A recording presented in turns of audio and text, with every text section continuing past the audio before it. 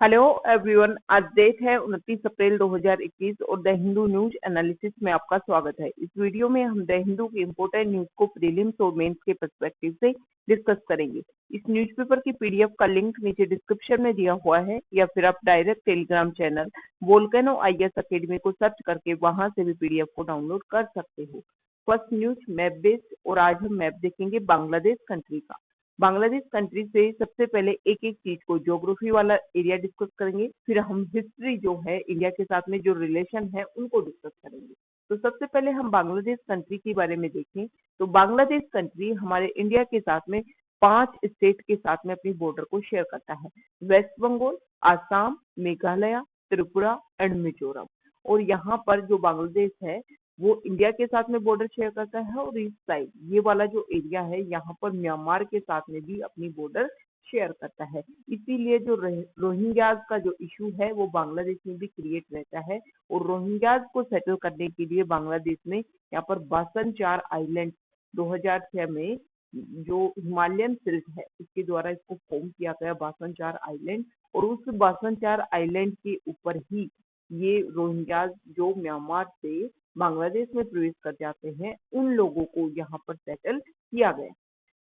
तो ये बांग्लादेश के साथ में हमने हमारी बाउंड्री को देखा। अब हम देखते हैं कि बहुत सारी रिवर्स वैसे तो बांग्लादेश और इंडिया आपस में शेयर करते हैं, लेकिन 2 मेजर रिवर्स हैं जिनका नाम अगर हम देखें तो एक है ब्रह्मपुत्र रिवर और एक है गंगा रिवर। देखो, अगर ब्रह्मपुत्र रिवर के बारे में देखें तो देखो, ब्रह्मपुत्र रिवर चाइना का जो तिब्बत वाला रीजन है वहां से ओरिजिनेट होती है। तिब्बत वाले रीजन में ब्रह्मपुत्र रिवर को बोलते हैं यारलांग सांगपो। यारलांग सांगपो के नाम से जाना जाता है। फिर यहाँ पर अरुणाचल प्रदेश में प्रवेश करती है, और अरुणाचल प्रदेश में इसको दिबांग या फिर सियांग के नाम से जाना जाता है। अरुणाचल प्रदेश के बाद में जैसे ही वो आसाम में प्रवेश करती है तो आसाम में इसको जाना जाता है ब्रह्मपुत्र रिवर के नाम से। मतलब जिस रिवर को, जिस नाम से ब्रह्मपुत्र रिवर हम पेपर्स में पढ़ते हैं, हम हमारी बुक्स में रीड करते हैं, वो ब्रह्मपुत्र नाम सिर्फ और सिर्फ आसाम में जाना जाता है। आसाम के बाद में जो ब्रह्मपुत्र रिवर है वो बांग्लादेश में प्रवेश करती है, और बांग्लादेश में इसको नाम से जाना जाता है जमुना रिवर। तो देखो, इंडिया में जो यमुना रिवर है उसके साथ में इसको क्या नहीं करना है, कंफ्यूज नहीं होना है।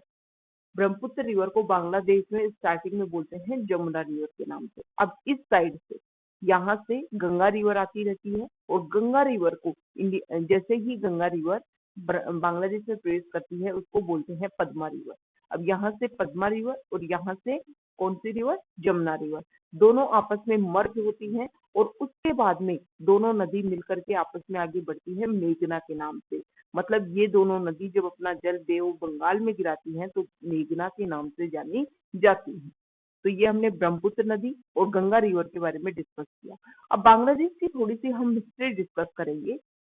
देखो, जो बांग्लादेश है वो पहले पूर्वी पाकिस्तान, ईस्ट पाकिस्तान के नाम से जाना जाता था। मतलब जब 1947 में फ्रीडम इंडिया ने गेन की, और उस समय जब पाकिस्तान एक नया कंट्री बना, तो ये जो बांग्लादेश वाला रीजन है वो भी किसके साथ चला गया था, पाकिस्तान के साथ में। तो इसको ईस्ट पाकिस्तान के नाम से जाना जाता था। लेकिन प्रॉब्लम क्या हुई कि समय के साथ में जो इकोनॉमिक सपोर्ट है वो सबसे ज्यादा पाकिस्तान को इसी एरिया से मिलता था, लेकिन बहुत कम पैसा यहाँ के इकोनॉमिक डेवलपमेंट के लिए खर्च किया जाता था। इसीलिए इन लोगों को लगा कि हम बहुत दूर स्थित हैं पाकिस्तान से, और पाकिस्तान हमारे इकोनॉमिक, हमारी ग्रोथ, हमारे डेवलपमेंट के लिए ढंग से काम नहीं कर पा रहा। इसीलिए यहाँ पर विद्रोह हुआ, रिवोल्यूशन हुआ, और इन लोगों ने फ्रीडम गेन की। स्टार्टिंग में इन लोगों ने जब इंडिया से मदद मांगी तो इंडिया ने डायरेक्टली इन लोगों की मदद नहीं की, लेकिन यहाँ की जो सेना थी, जैसे मुक्त वाहिनी जो सेना जो अगेंस्ट लड़ रही थी पाकिस्तान की, उनको जो मिलिट्री जो सहायता होती है वो दी गई। इसके अलावा उनको वेपन प्रोवाइड करवाए गए। लेकिन 3 दिसंबर 1971 की बात है जब इंडिया ने क्लियर बोला कि हम पाकिस्तान के साथ में, जो पूर्वी पाकिस्तान है जिसको बांग्लादेश के नाम से जाना जाता है, उसके साथ में हम लड़ेंगे। और इसीलिए सिर्फ 16 दिन की लड़ाई, 16 दिसंबर को जो पाकिस्तान है उससे आजादी मिल गई थी पूर्वी पाकिस्तान को, और बांग्लादेश के नाम से ये नया देश एग्जिस्ट हो गया था। इंडिया पहला ऐसा कंट्री है जिसने बांग्लादेश को एज ए कंट्री रिकॉग्निशन प्रदान की थी। अब बांग्लादेश नया एक कंट्री बन गया, और इस साल 2021 में बांग्लादेश ने अपने 50 इयर्स कंप्लीट किए हैं इसके स्वतंत्रता के। अब अगर इंडिया के साथ में हम रिलेशन देखें तो इंडिया के साथ में देखो काफी अच्छे रिलेशन हुए हैं। जिस देश को शुरुआत करवाने में ही, जिस देश की स्थापना करवाने में ही इंडिया ने अपनी महत्वपूर्ण योगदान दिया था, तो इंडिया के साथ में काफी अच्छे रिलेशन रहे हुए हैं। बहुत सारे हमारे कनेक्टिविटी प्रोजेक्ट हैं, जैसे रेल सर्विस है। इसके अलावा बहुत सारी जैसे जो बस सर्विस है इंडिया और बांग्लादेश के बीच में। इसके अलावा 54 से ज्यादा जो रिवर्स है वो नदियां अपना पानी शेयर करती हैं, किसके साथ में? इंडिया और बांग्लादेश के साथ में आपस में। बहुत सारी मेजर रिवर्स भी हैं, ठीक है। डिफेंस कॉपरेशन भी हमारे इंडिया और बांग्लादेश के बीच में रहता है, जैसे जॉइंट एक्सरसाइज कंप्रीटी एक्सरसाइज आर्मी के बीच में होती है, और मिलान जो एक्सरसाइज है वो नेवी के बीच में होती है। 4096 लगभग किलोमीटर हमारी बॉर्डर है, इंडिया और बांग्लादेश आपस में शेयर करते हैं, और इन दोनों ही देशों ने इस बॉर्डर को अच्छे से मैनेजमेंट भी कर रखा है। अगर इंडिया के लिए देखें तो सबसे लॉन्गेस्ट बाउंड्री शेयर करते हैं हम किसके साथ में? बांग्लादेश के साथ में। इंडिया और बांग्लादेश के बीच में लैंड बाउंड्री एग्रीमेंट भी साइन हुआ था 2015 में।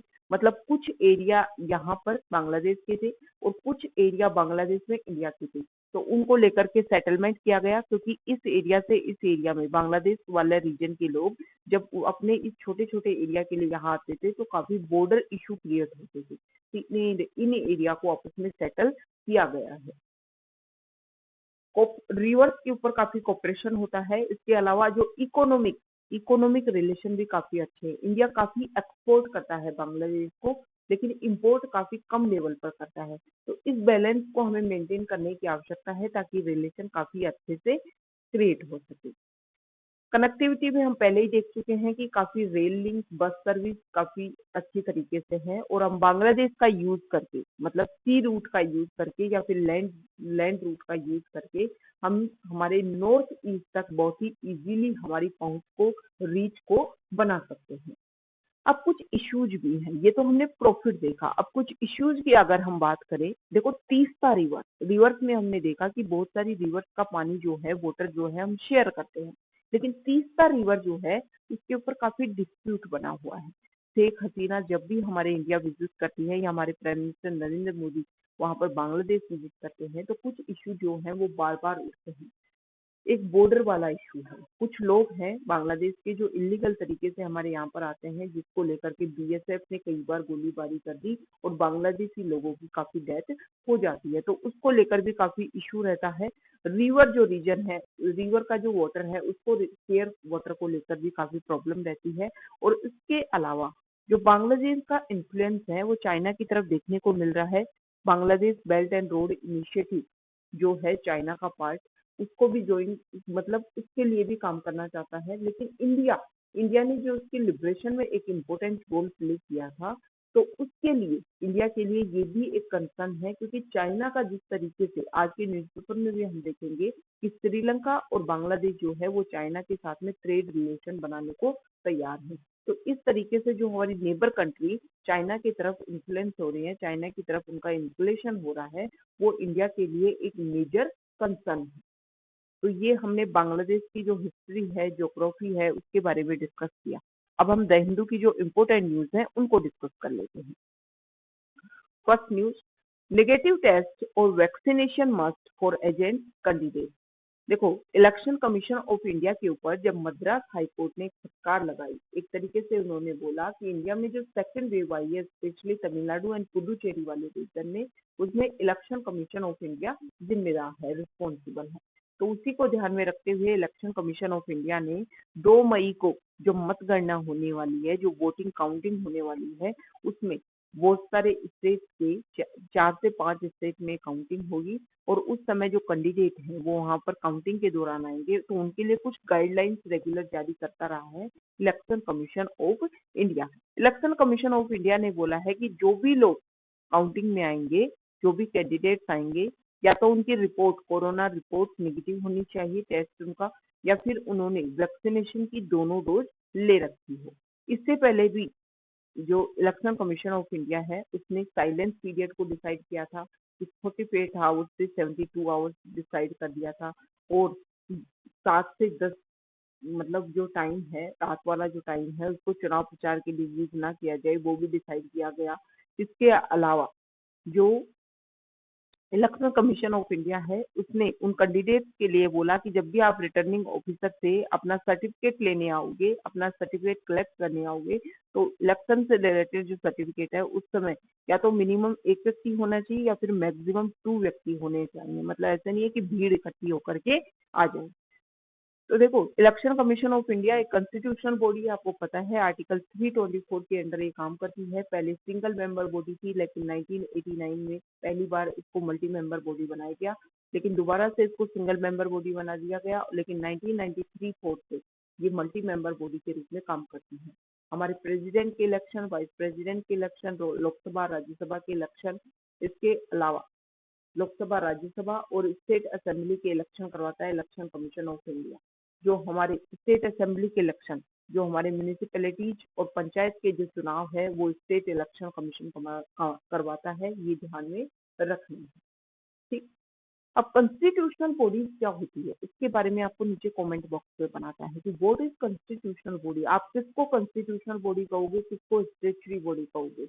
ये बहुत सारी चीजें हैं। प्रीलिम्स में जब किसी भी ऑर्गेनाइजेशन, किसी भी बॉडी के बारे में पूछा जाता है, तो इस क्लियरली बोलेंगे कि एक स्टेटमेंट दे देंगे, it is a statutory body, it is a non statutory body, it is a constitutional body, it is a non constitutional body.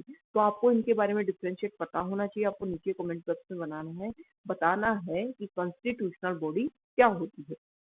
Next news, vaccine registration begin for those above 18 amid glitches. देखो, government ने notification जारी किया था कि 1 मई से 18 से 44 साल के जो लोग हैं, इन एज ग्रुप को भी शामिल किया गया है कि वो भी अपना वैक्सीनेशन करवा सकते हैं। तो वैक्सीनेशन कोविन ऐप के थ्रू स्टार्ट हो गया है, लेकिन कुछ प्रॉब्लम्स हो रही हैं। जो रजिस्ट्रेशन कर रहे हैं उनको प्रॉपर हॉस्पिटल कहाँ पर जाकर को उनको वैक्सीनेशन शॉट लगवानी है, उस हॉस्पिटल का जो अपॉइंटमेंट है वो अवेलेबल नहीं हो पाया कोविन ऐप के ऊपर।